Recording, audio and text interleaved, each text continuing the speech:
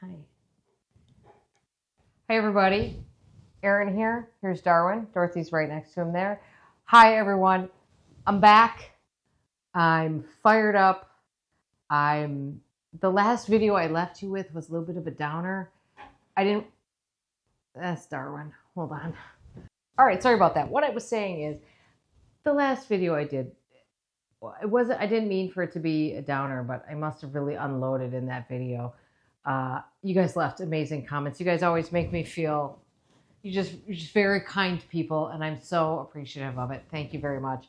The good news is that I went out to the Northwest Flower and Garden Show, and I think I just needed to be around plants, you guys. Everything got better when I was around plants. And then I came home and the snow melted so I can see the yard again. And even though it's cold out, it just feels like we're right there on the cusp, and like all kinds of great things are going to happen soon. So thank you for your nice comments on the last video. I'm sorry if it ended up being not so happy. Anyway, here we are. We're not really going to do a stroll today, I don't think. But there's all kinds of stuff I want to update you on. So first of all, I went out to the Northwest Flower and Garden Show. I met many of you out there. I was surprised at how many people came out to say hello. Thank you so much. I hope I got to say hello to anyone who came out there who saw me. I'm so thankful that you all said hi. It was really fun. If I go to that show again, I will have a much better feel for how to plan an event. I did not anticipate how big the show would be and how long it would take to get from one place to another. I also didn't anticipate how many meetings I was going to have while I was there. So when I wasn't speaking, there was like other events that were going on, and then I was meeting people for other things. And so I was busier than I anticipated I was going to be at that show. And I'm actually really bummed I didn't get to go to a single full presentation. I popped in on a few, but I didn't get a chance to go to a single one. And there's so many good presentations there. So here's just some clips of some of the fun stuff that happened there. Place the things. Sorry about that. Let's give her a round of applause for Erin Shea.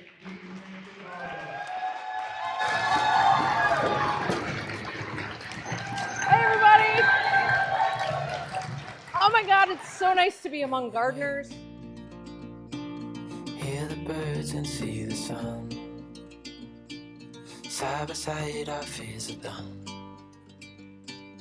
All the good times just begun.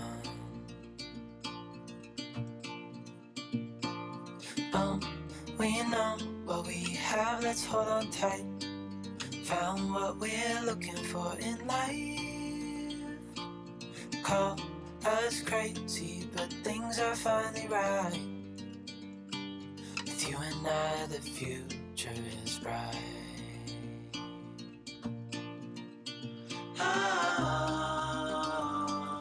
You and I, we got it. We don't need no more. Even in the hard times, you and I can weather any storm. Before I sleep, hear the crickets, see the moon. Side by side and through. No limit to what we can do. Oh, we know what we have, let's hold on tight. Found what we're looking for in life. Call us crazy, but things are finally right. With you and I, the future is bright.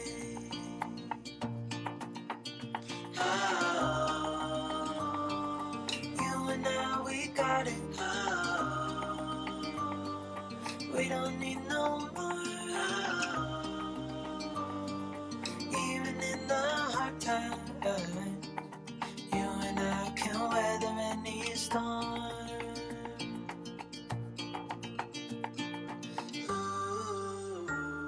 You know, in addition to being around plants and gardens, being around gardeners was like filled my cup. I needed that. I'm so glad I did it.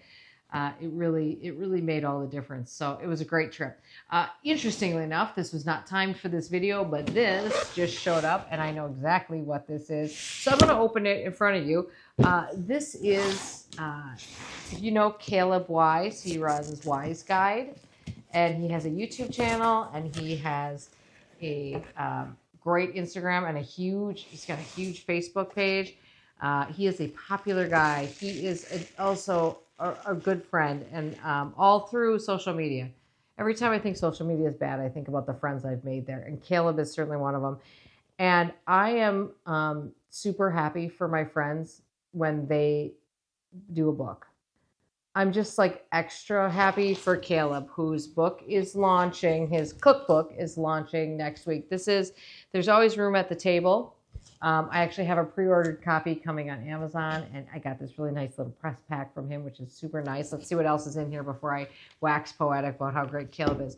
We've got some blackberry preserves, a really nice scratch-free whisk, some cornmeal, and some beautiful maple syrup. And I'm sure that Caleb worked with his publisher and press people on putting this package together, but this is so Caleb. Caleb is the most thoughtful person, and I couldn't actually be happier for someone to have a book. It's a great book. Well, I don't know. I guess I haven't seen it yet. I just know it's great because I eat all of his recipes all the time. I know this is going to become one of my go-tos. Oh, and there's actually a note in here from him. So happy to share the book with you. That garden produce will be ready soon. This is from Caleb himself. Oh my gosh, how nice. Really just special. Okay, let me just open up one. Let's just open up randomly to a page, see what recipe we land on. Oh, well, there's beautiful pictures in here too. So Caleb is a great gardener and a great cook, an excellent interior decorator. He's basically the whole package. He can come decorate my house anytime he wants. And I would offer to do anything for him, except he needs no help from me because he's got an amazing garden. Okay, what was this? I said the first page I opened up to, but I did just see something. What is this? Street corn zucchini fritters. Yum. With chipotle mayonnaise. I can't wait to actually dig into this book. And boy, do I really need it right now, because I don't know about you, but there are no ideas for dinner anymore. We have just gotten really into a routine, and we're really sick of what we're eating all the time. So great timing on this book. This is officially out. I know my copy, this week. It's officially out this week, so you can buy a copy. I'll put links below, and I will give away a copy of this. So if you are interested, if you haven't already purchased it, I don't know, leave a comment down below, and I'll pick somebody who makes a comment about Caleb, the cookbook, or how they want to meet him. We'll go with that. All right, anyway, let's talk about some other stuff. Well, we're down in the seed starting room, so I thought I'd just show you the basement. I thought I'd show you where we're at with some of the seeds.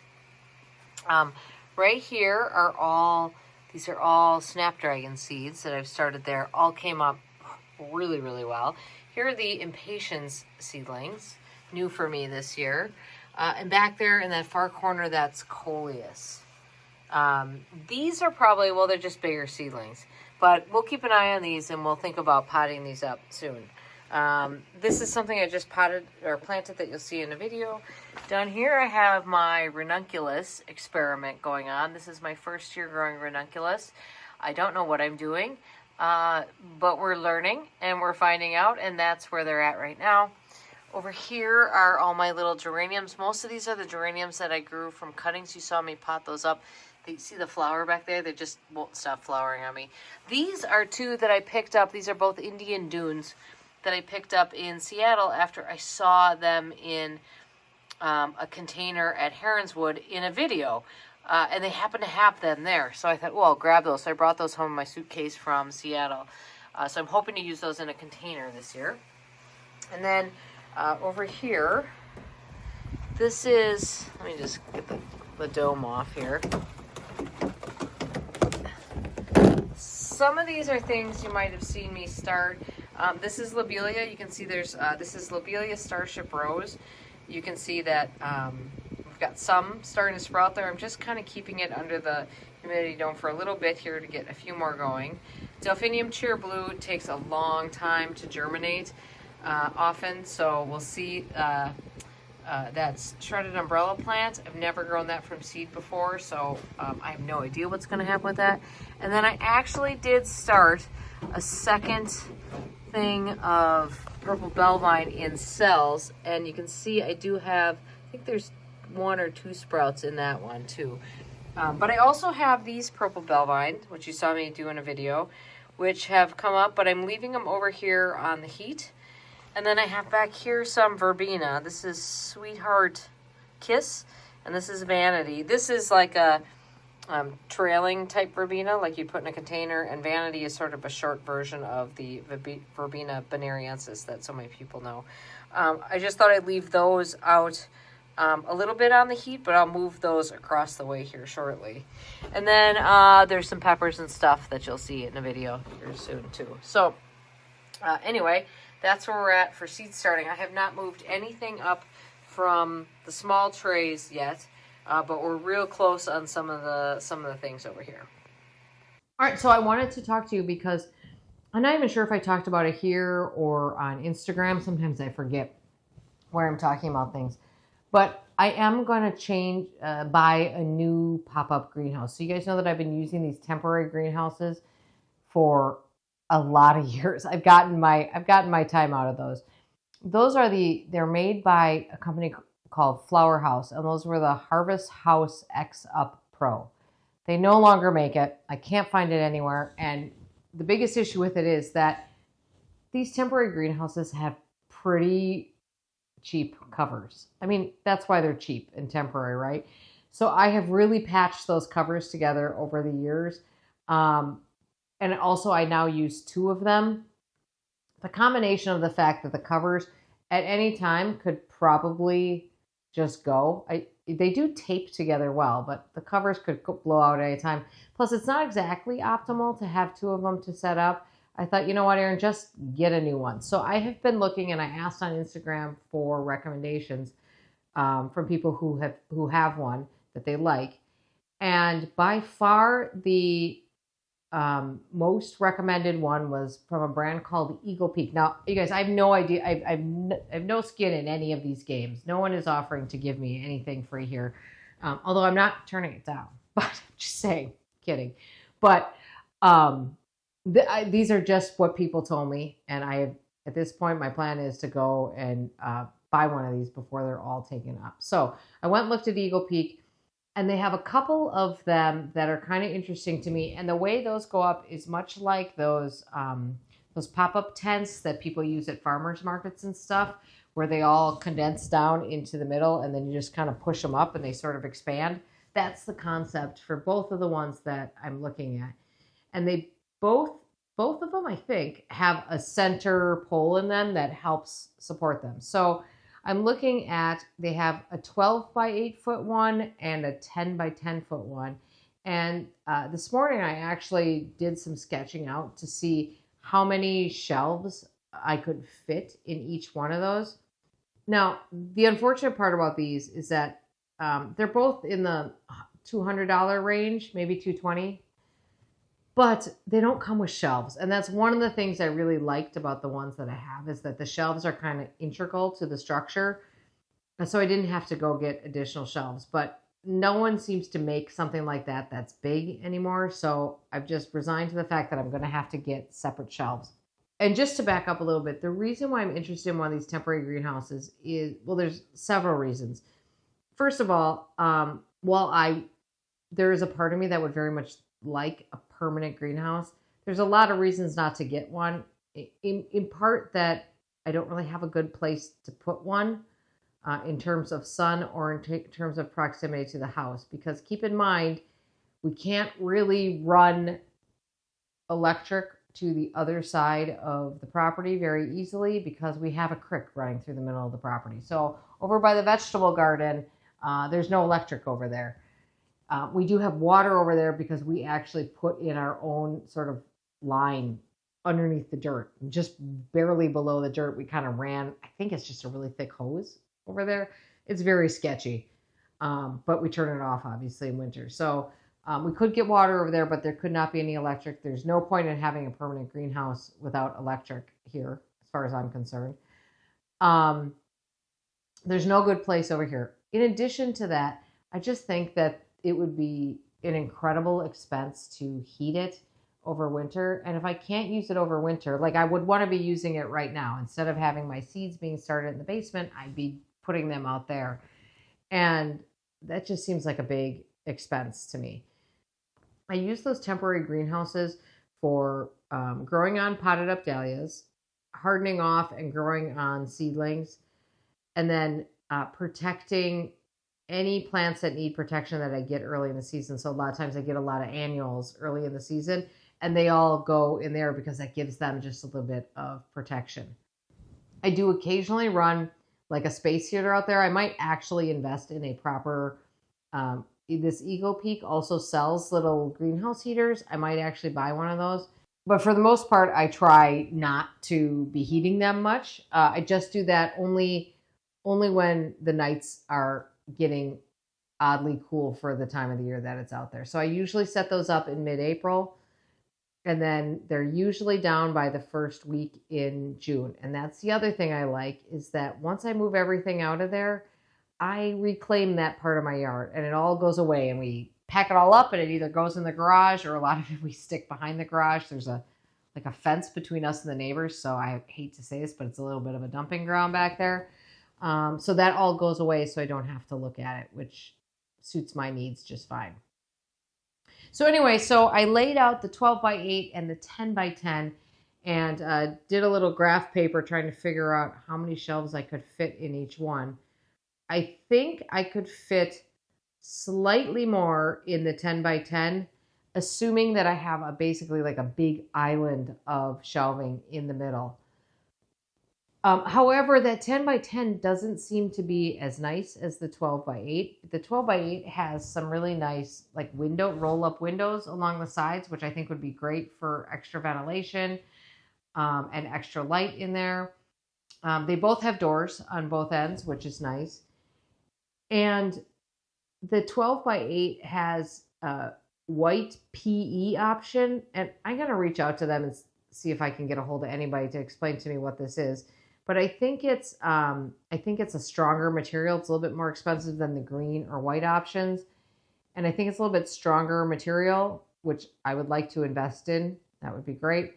But also lets light through. So for me, it's really important that I let as much light in as possible, because I don't actually put that in a full sun area. So the more light I can get in there, I think it's better. Plus, I really pack the plants in there, so light is really good. So those are the two that I'm considering now. If you have comments about either one of those, please let me know if you own one of those and you like it or you don't like it or whatever. And then when I was looking for shelving, Eagle Peak does sell shelving. It seems expensive and kind of cheap looking to me. My key things for the shelving is that I want that shelving to be very durable. I want it to be able to, obviously it's got to like live outside. I want it to be pretty easy to take apart and put together.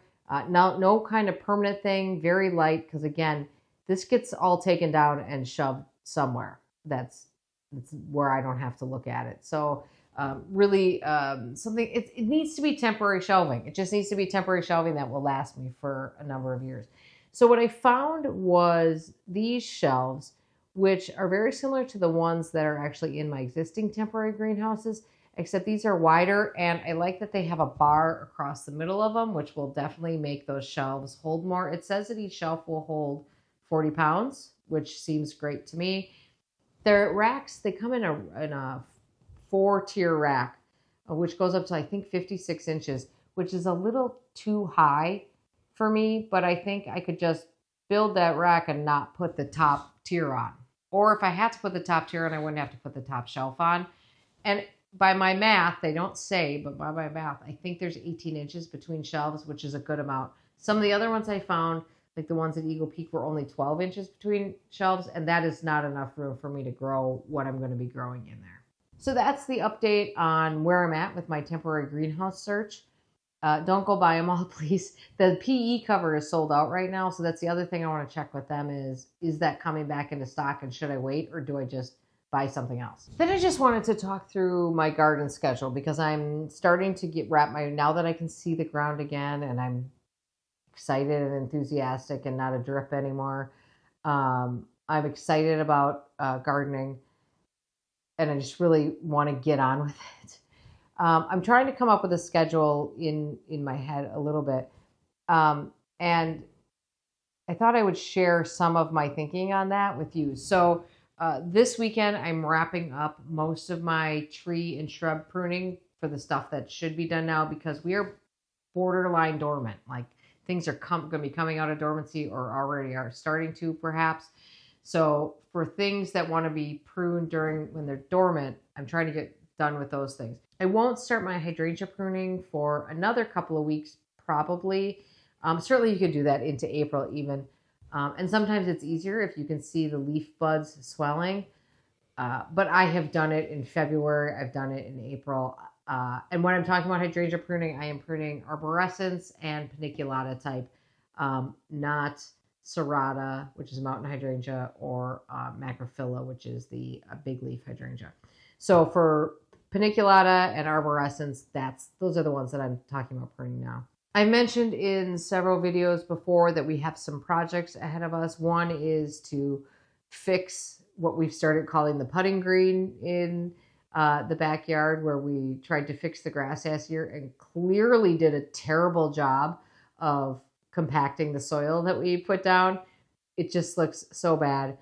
And as I think I've mentioned before, we're actually going to fill in more than just that area. There's a big dip in the lawn there in general. I believe it's because of the roots from the Norway spruce that's there.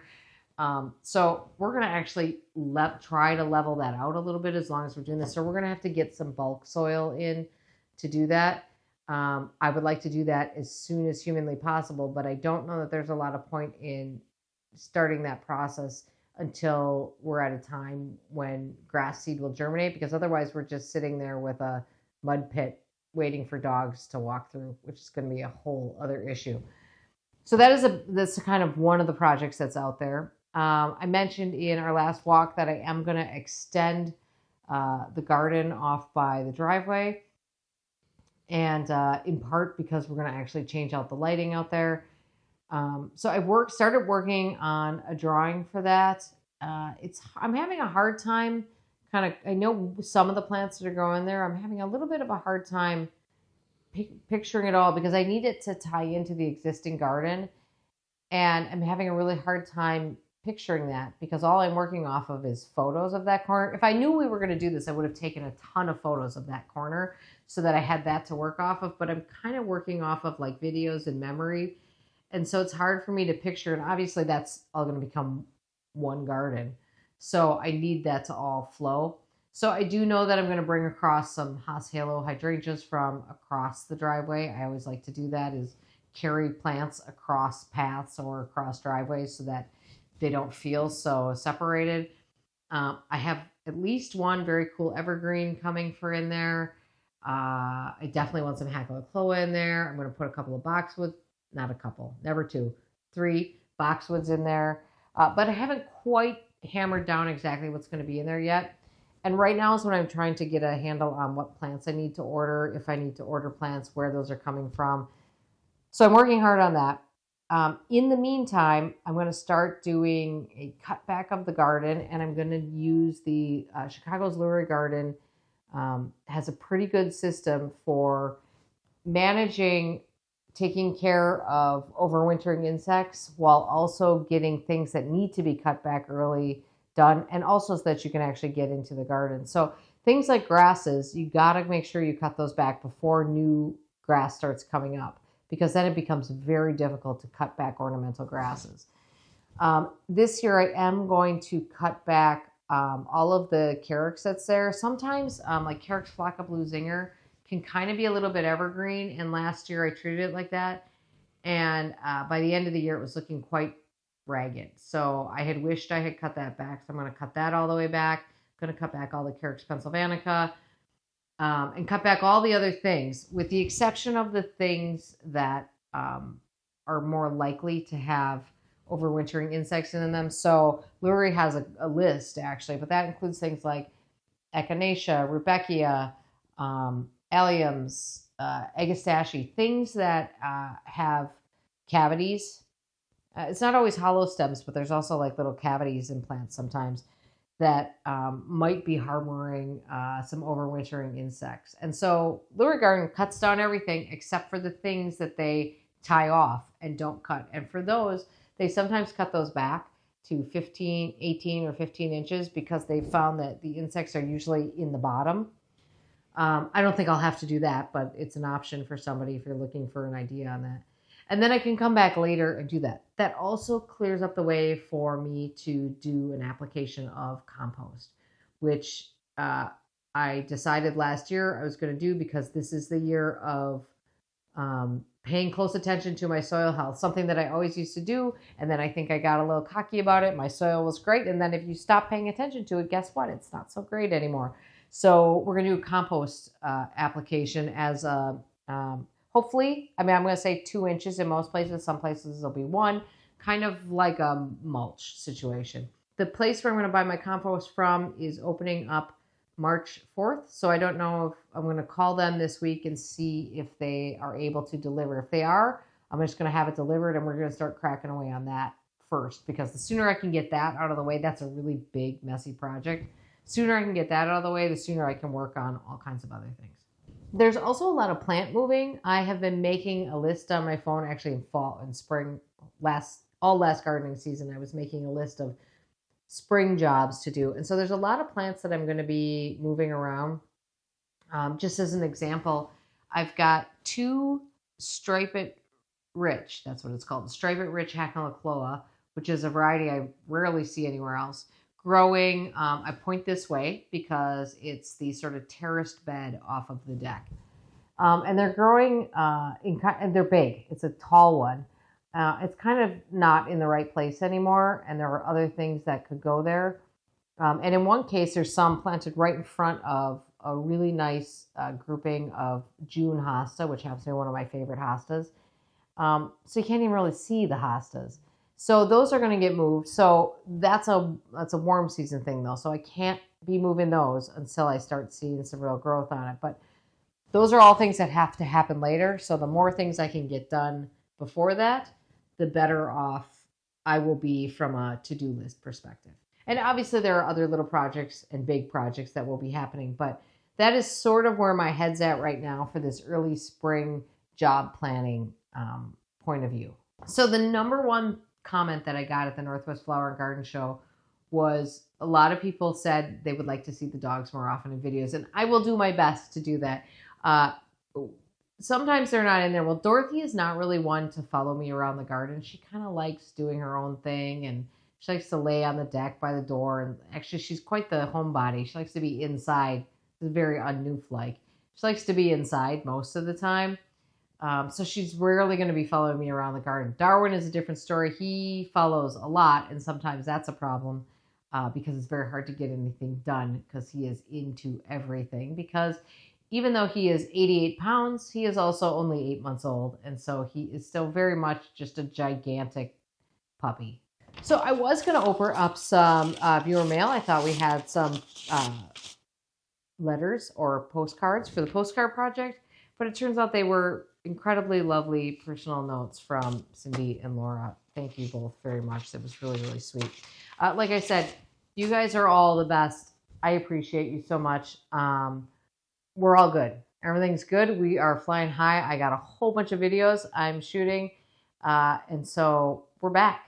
That was kind of a weird update video, but I thought there was a lot to cover there. All right. So don't forget to pick up a copy of Kayla's book. I will give away a copy of it in the comments.